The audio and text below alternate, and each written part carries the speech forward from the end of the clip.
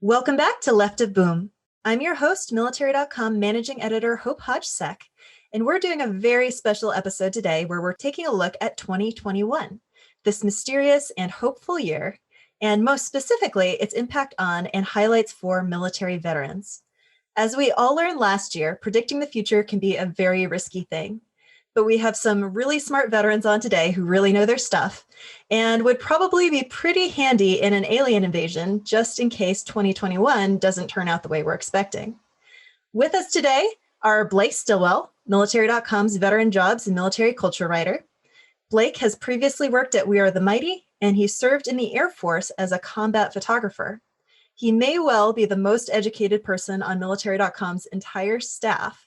He has degrees in graphic design, television and film, international relations, public relations, and Middle Eastern affairs.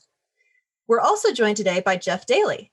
He's a Marine Corps veteran and host at the American Legion's Tango Alpha Lima podcast. He's a photographer and short film director and producer, and I also understand that he has a background in stand-up comedy. Blake and Jeff, welcome to the show. Thank you very much. So the first topic I wanted to get into today was burn pits. We have a story up this month from staff writer Steve Bainon about how 2021 could be a game-changing year for veterans who believe they were sickened by burn pit exposure. If I could turn to Jeff first, for those who don't know, what are burn pits and what is the big issue here? Well, I didn't know that there would be testing. So burn pits are what they sound like. They're big pits with fire that are used to dispose of things that people have a hard time disposing of. So, I mean, tires, chemicals, metals, all the stuff that you wouldn't want to be near the fire if those things were burning in case that you inhaled them, because it's not good. And so it seems pretty straightforward that you inhale these things and people are saying that they're getting sick as a result. So what's the holdup here? What's the blockade between these veterans and kind of any disability or benefits that they deserve? In my perspective, it's a shame, first of all, that there is anything in the way. Let's get that out of the way.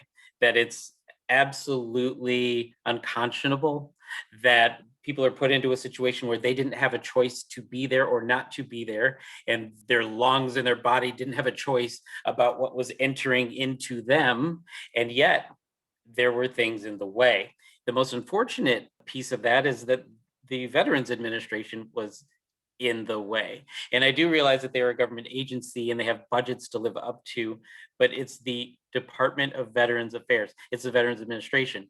They should be the advocates for any type of issue that affects veterans. If they don't have the budget, what they should be doing is going full speed ahead and making the case for veterans, instead of celebrities and everybody else coming out and having to do that grunt work for the VA. And this should definitely have been in their wheelhouse. And I personally feel they let down their constituency by not being in the forefront of advocacy for this.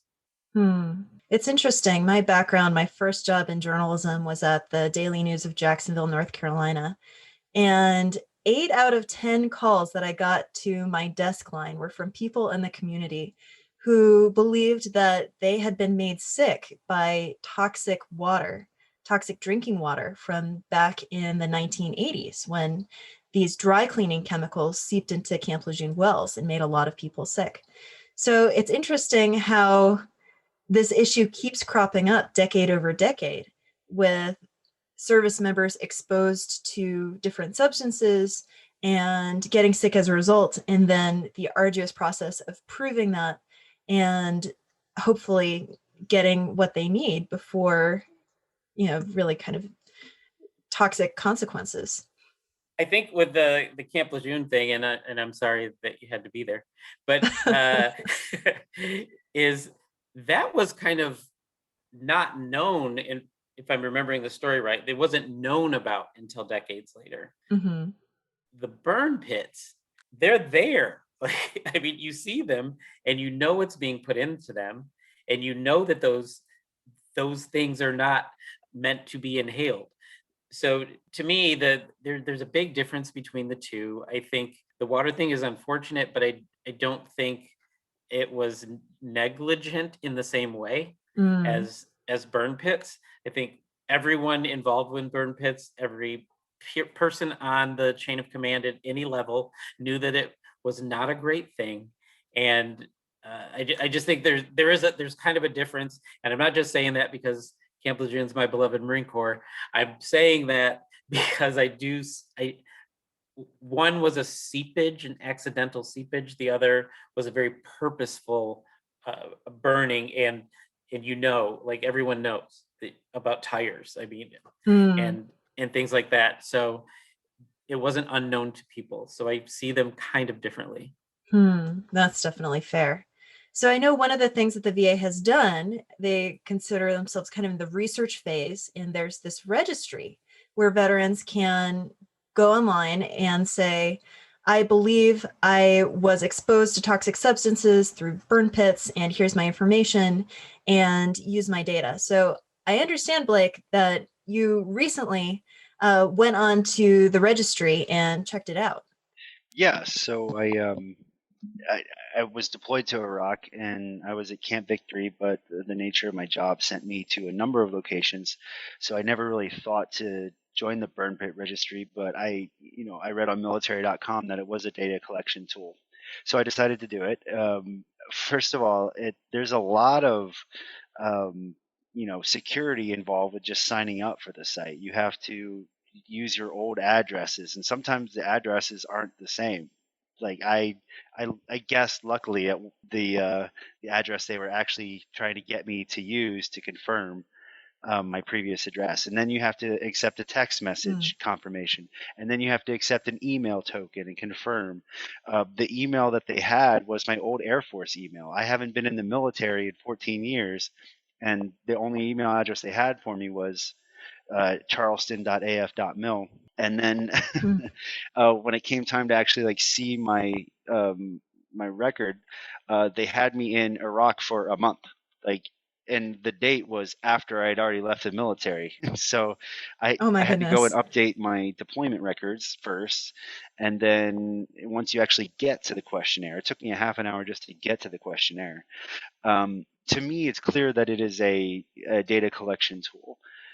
But for a lot of people, it's very, very long. And when you're designing surveys and whatnot, one of the things you have to be conscious of is fatigue. After a while, people get sick of answering questions, and this one, understandably, is long, but it is so long. And when you're designing surveys, one of the things you have to be conscious of is the length, because people will get tired of taking the survey, will eventually either give up because it's so long, or they will just start clicking buttons just to get through it. And I know that the nature of it is this particular survey is very important, but I mean, still, that's a risk you run. So if the VA is using this as a purely data collection tool, then they may not be getting the data that they're seeking due to the length of the survey. And at the end of it, one of the last questions is, do you use the internet? Well, if you didn't use the internet, you would never have made it that far. If you didn't text, you'd have never made it that far. If you didn't have email, you'd have never made it that far.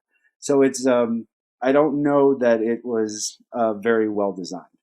Hmm, that's really good insight. So, a bit of a wild card with that issue is that we have now a president, Joe Biden, who believes that his son, Beau, was sickened by burn pit exposure. So, we have a story up on military.com about some of the factors that could make 2021 a game changing year. There's also legislation in Congress and prominent advocates like Jon Stewart, but it's very interesting to have that kind of close connection in the White House itself. So, thanks for your insight on those topics. I wanted to roll into something a little bit more uplifting. And that's something that Jeff brought to my attention when we were talking a little while back, the unintended impact of the pandemic for good when it comes to veterans and getting connected with other vets. So, Jeff, can you talk a little bit about what you're seeing there? It's funny. I was not around burn pits, but my memory is fading. I don't remember that exact part of our conversation. But the the sentiment I can connect with. I do think that one of the unintended consequences is the rise of Zoom and Teams and other things like that. And we have more people going, I mean, the American Legion, and we have more people going to district meetings than typically do. We have, my post has virtual bar nights on Thursday. That's super productive and amazing for society to have adult beverages on camera with each other. So what could go wrong?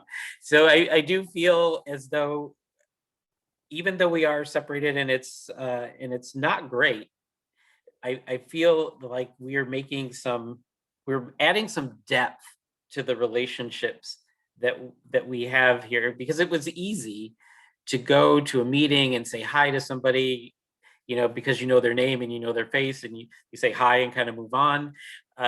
Now you have the opportunity to, strangely and ironically, add some depth with a very less dimensional form of communication, an array of less dimensional forms of communication.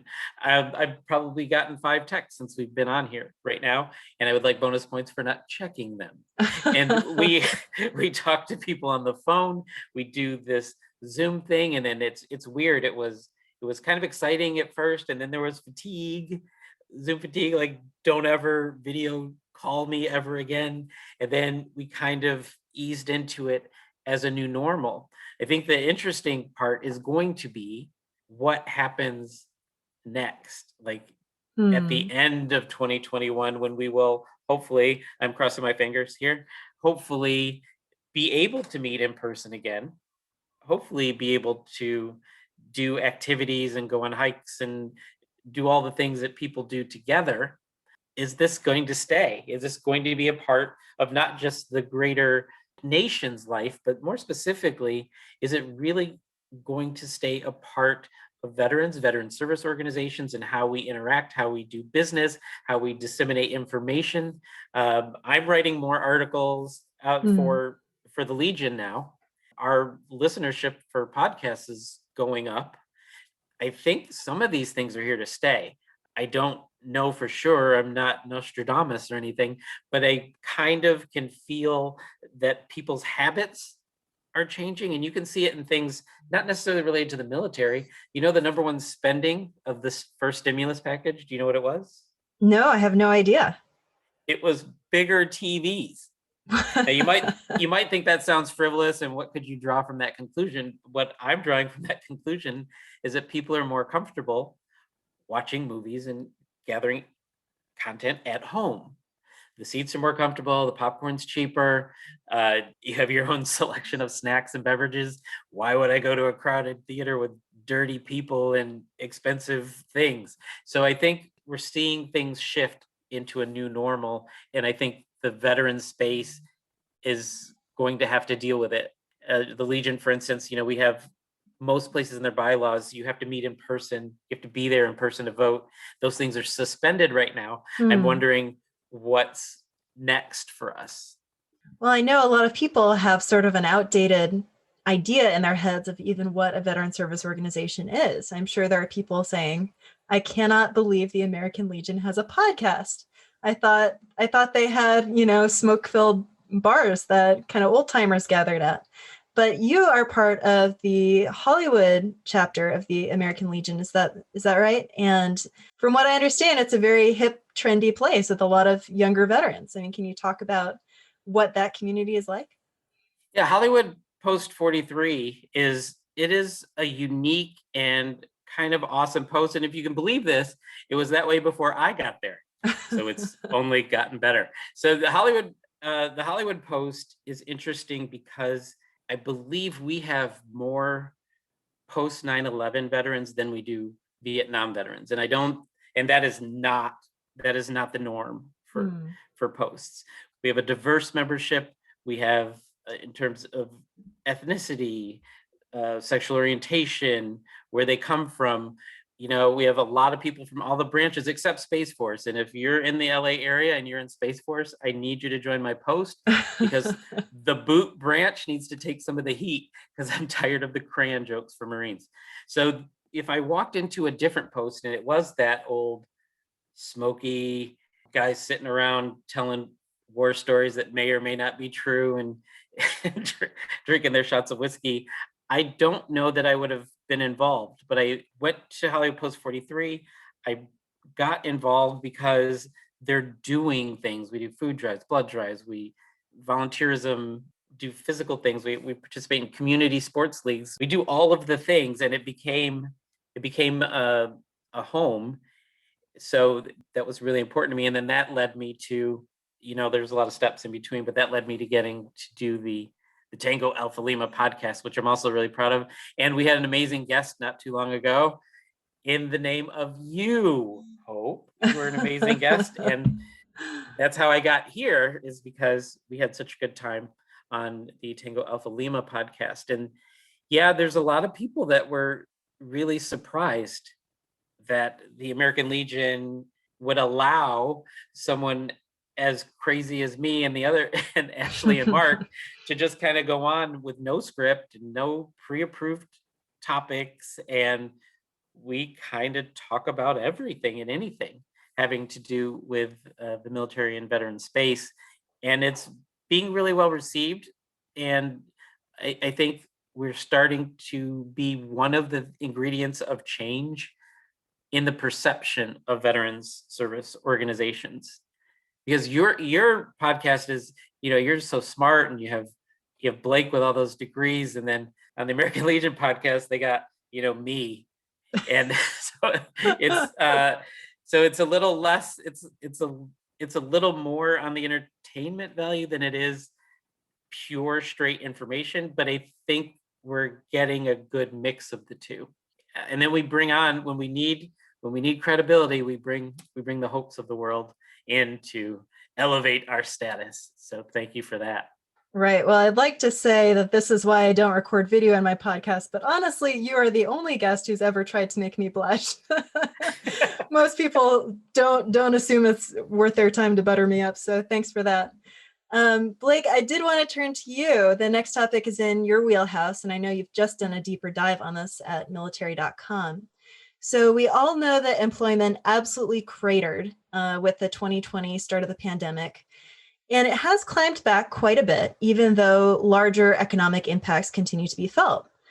But veterans employment tends to follow its own trends. And in fact, trends for post 9/11 veterans are different from those of previous eras. What are you seeing right now? And what can you predict for the future in terms of veterans jobs and employment? Well, before I get into that, I just want to say that I can also be entertaining and not just informative. Academics can be fun. As far as veteran employment goes, around this time last year, veteran unemployment was in double digits. And now, though, in February 2021, the unemployment rate for vets was 5.2%. So we're seeing a swift turnaround. And I think a lot of that is due to the kind of hopeful outlook that Jeff was talking about. A lot of veteran training programs and a lot of veteran job placement programs, both nonprofit, government, etc., have quickly turned around and made their programs available via Zoom. Microsoft just took its military training academy completely remote, when before it used to require veterans to come in to be trained. Now they can do everything they used to do from wherever they are in the country. And there's a lot of positive things about that. Once local programs are now open to veterans all across the country, they've also adapted in terms of COVID-19 preparations. So programs that definitely require you to be on site have been condensed to a shorter time. Like the Utility Workers Union will train any military person anywhere in the last 6 months of their service. They'll fly them out to Chicago, put them up, train them over 6 months, the equivalent of 5 years of on-the-job training, and then place them in a utilities job, a union utilities job. So all while they're still getting paid by the military. And so because of COVID-19, they had to condense it. They had to make the application process more available, and good things come of it. So a little bit of innovation a little bit of a creative solution from both the civilian nonprofit sector and from veterans has gone a really long way. And we're starting to see programs that a couple years ago were just like unheard of. So yeah, there is a lot of positive outcomes turning out from the pandemic restrictions. That is really encouraging. Okay, Jeff has a point. I do. It's weird. So Blake, you kind of hopped onto something that I didn't know I was going to talk about, but there's this thing with veterans where when things get sticky, they stick together. I'm in Los Angeles, and we have an organization that we partner up with a lot. It's called Veterans in Media and Entertainment. They're actually a footprint across the country. And one of the things that they talk about a lot is this service gap. It's like if somebody moved out here to be a cameraman or do whatever at 18 and they're gung-ho, they're living on scraps and for a few years, and they're making the connections and getting the skill acquisition that they need to become successful. Whereas the service person doing those for 8, 12, 20, whatever years, they're doing something completely different. They get out and then now they need to get a civilian job. I'm just happening to speak about the entertainment business because that's where I'm at, and those are the things that I do.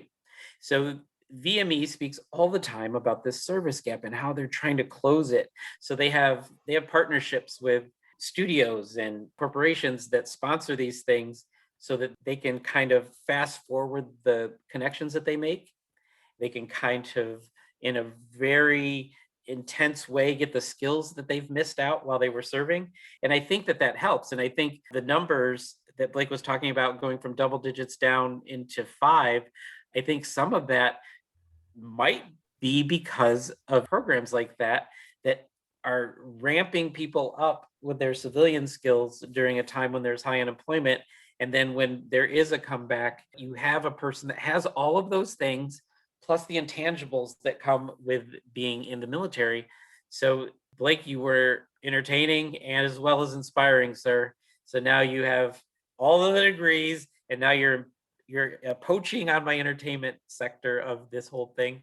So kudos to you. But yeah, you just reminded me of that program and how what you're saying has a reality in what I'm seeing as well. Entertainment is one of the few areas where I haven't really been able to take a deep dive for the Military.com audience to help find training programs and employment program opportunities directly for veterans. But I would love to expand on that for us. But it seems like you can find a job placement program or training program in almost any sector. From the Army itself offers career skills programs. You can find jobs in manufacturing, solar energy, healthcare. It seems like anybody will take on a veteran training program and even help them find jobs if you just know where to look. And I think part of that has also been highlighted by pandemic restrictions. We have time now to sit and really do a deep dive into some of these opportunities. How does the array of opportunities out there today compare with what you encountered when you left the military? I think more than a decade ago, right?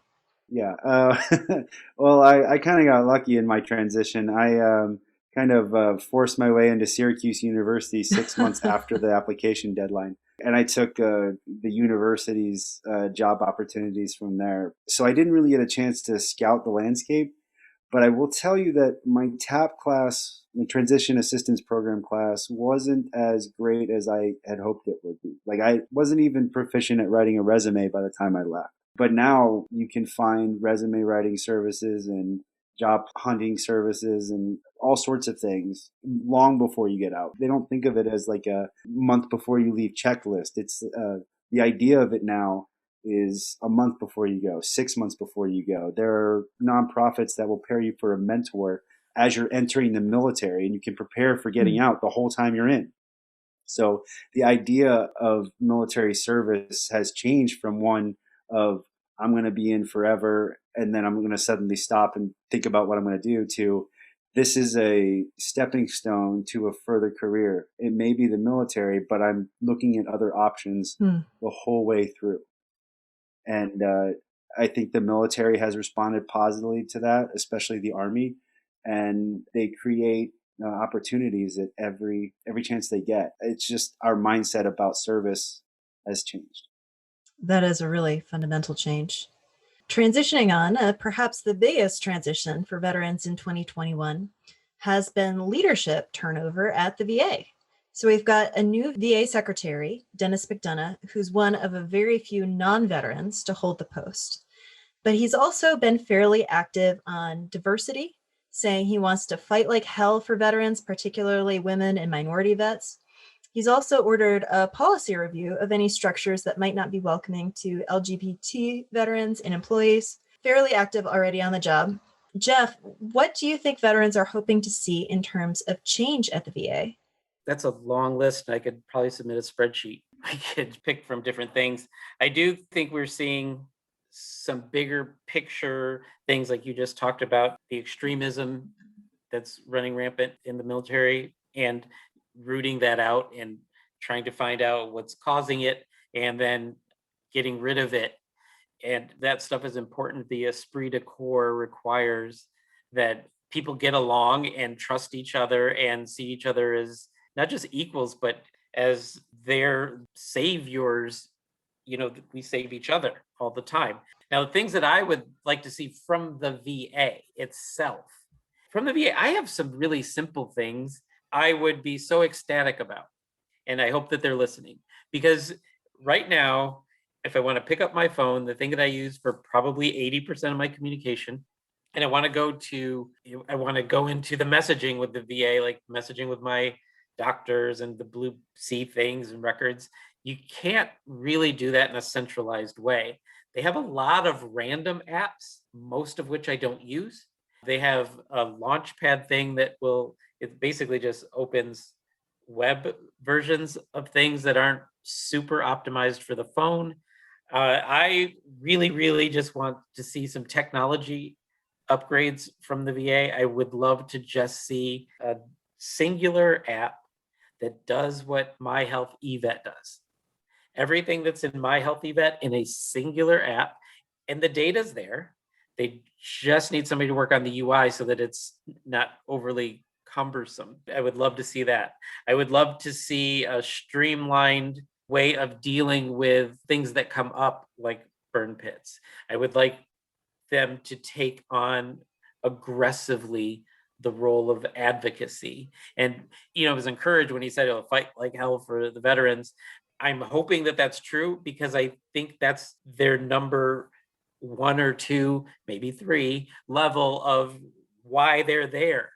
I mean, to administer the funds to distribute benefits to veterans is a top thing. I think with advocacy, there are different audiences as well, right?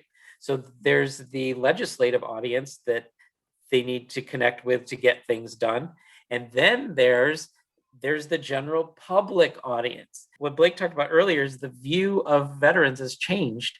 That is huge, because it wasn't very long ago that I had a friend of mine actually tell me that the military is really for people who can't get into school and don't come from a lot of resources and whatever. And she went to this great school, and I pointed out to her that they have a really great, large and active ROTC program. So some of her classmates who do come from resources and were able to get in school are interested in the military. But there's that perspective. I think it's kind of gone away now. I would love the VA to take a lead in things that aren't just benefit. We need those, and they're decent at that. Let's advance in technology, and let's get them advocating for us on every level with every audience. Blake, what's on your list? I would love for the VA to accept the way things go and learn from past mistakes. So, for example, learning from past mistakes, talking about the burn pit registry, I mean, it seems like every generation of veterans has its own debilitating health problem that is prevalent. In Vietnam, you had Agent Orange. Desert Storm has Gulf War syndrome. Post 9/11 has the burn pits. And we're sitting here talking about like whether or not, this is a real thing sometimes, or, what conditions can be associated with it. Just accept that it happened. You could see the burn pits from almost anywhere on these bases. In Agent Orange, like the chemical defoliant started causing problems with people almost right away. And Gulf War syndrome, they fought that for years too, but now they're finding physical evidence of neurological disorders in Gulf War veterans. So stop fighting it, start recognizing that it's a problem, and take care of it. That's what I would like to see from the Department of Veterans Affairs. And as far as accepting the LGBTQ community, like, they exist. They're in the military's ranks.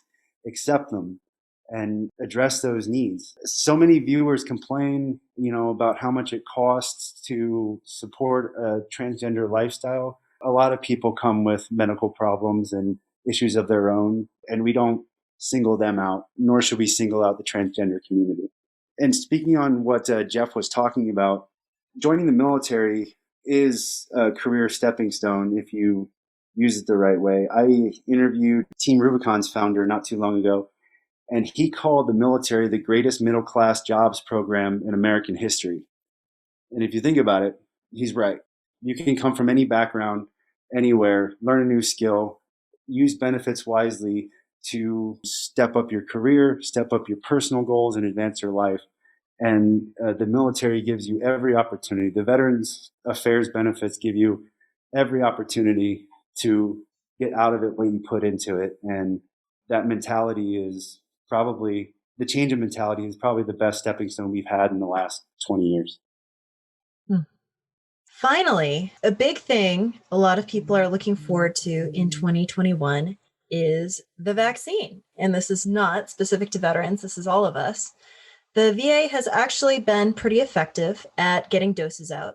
That said, they're using an algorithm to distribute doses, and some people have complained about disparities and confusion in places where the algorithm goes wrong. Jeff, I wanted to turn to you first. What are you hearing about how well the overall distro effort is going with the vaccines? It's up and down, Hope. I have the vaccine. I am not 65. I am not a frontline worker. I don't have any debilitating health issues. And yet I was able to get it. What happened was I had went to the VA and someone had told me, if you go into the standby line, they're having a big problem with no-shows. And, you have to thaw these things out and they only last a few days or whatever. So if you go there, there's a chance you could get it. So we go and there's a gatekeeper and they like, you're not 65. And I said, you don't know, I moisturize well. I drink a lot of water. So then he asked about debilitating underlying conditions. And my friend was with me and she said, I don't want to discuss my medical things in public. We'll go talk to the nurse. So he lets us past, and then the nurse doesn't ask us a single question. She just gives us the clipboards to fill out the information, and we got the shot. So we texted people, get down here and get in the standby line, basically breeze right through. And 3 of my friends did it that day. And the next day, another friend waited and they said, oh, we got in trouble for that yesterday. So we can't let anybody past this point. And it concerned me because of the scuttlebutt that had been going around, is that was a thing because doses were being wasted. And then I had to ask myself, are they wasting doses just to stick to a very thin algorithm? I don't know what else to call it, or just the rules. They just want to, nope, the rules say you have to do this, this, this, and this. Now I will say it's changing. In fact, the VA had at a couple of locations here in Los Angeles, it was any age, any veteran in the system, in the VA system, could go on those specific days and could be 18. They don't care. Oh, you're a vet and you're in the system, go get him. So they are getting it out there. And if you're willing to go and wait in a line like that, you can get it done. Blake, I know you pay a lot of attention, in fact, maybe more than anyone I know, to military and veterans' cultural issues. In fact, it's in your job description. So are there any narratives going around that are unhelpful or counterproductive when it comes to veterans and getting the vaccine that you've seen? I was a little dismayed personally that some apes at the San Diego Zoo got the vaccine before I did, but then I looked into it and I guess they have a special vaccine for apes. So no, there's nothing really other than the usual, Bill Gates is tracking me through the virus kind of rumor. I think everybody is pretty, for the most part, accepting that the vaccine is a good thing. The people who are skeptical of it are worried about long-term effects. For vets, we get a lot of vaccines that the general public doesn't get while we're in the military. Like I had smallpox and anthrax myself. You hear stories all the time about, the anthrax vaccine has long-term side effects that I don't know. I'm not a doctor. That's not one of my degrees. But, you just hear things through the community that, oh yeah, this person got this from the anthrax vaccine or smallpox did this. The only thing I know for sure is that apparently getting that first shot is harsh. People feel pretty terrible the first day they get it, but it goes away pretty quickly. And I imagine that it goes away a lot more quickly than COVID-19 does. So nothing besides the usual crazy conspiracy theories surrounding the vaccine right now. But, give us time. We're still, like I said, we're still talking about what the anthrax vaccine did to us 10 years ago. In 20 years, we can talk about how Bill Gates is still tracking us through the COVID-19 vaccine. Oh my goodness. What a great conversation this has been. I've learned so much. You guys are fantastically well informed and very smart and just fun to talk to boot. So thank you so much for being on today. And hopefully we'll have to have you back sometime.